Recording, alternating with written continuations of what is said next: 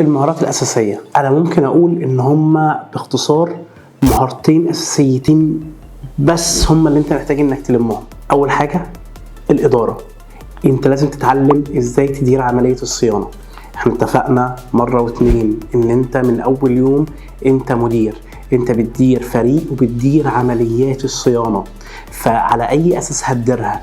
إيه هو العلم ده؟ أنت لازم تكون متمكن منه من أول يوم أنت بتشتغل فيه. إتقانك لمفاهيم إدارة عمليات الصيانة ممكن يكون مفتاحك أصلا للشغل في شركات كتير محترمة ويفتح لك فرص مختلفة خالص عن أي حد تاني.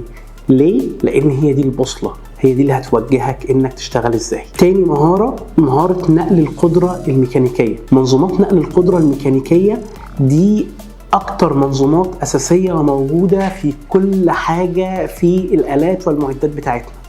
ازاي هتقدر انك تتعامل معاها، ازاي تقدر انك توصفها، ازاي تقدر تحميها وتحافظ عليها، ازاي انك لو احتجت انك تعمل ريفرس انجينيرنج لجزء او تعمل ديزاين لجزء تكون قادر انك تعمل ده، ازاي تحكم عليها سليمه ولا بايظه.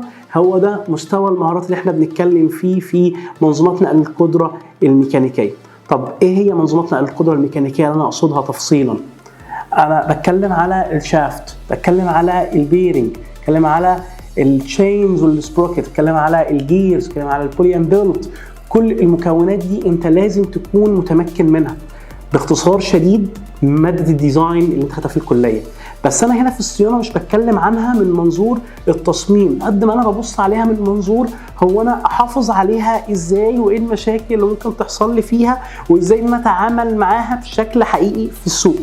اتقانك بس للاداره وللمهارات الاساسيه ده بيخليك قادر انك تتعامل في اي شغلانه مع almost 80% من الالات والمعدات اساسا.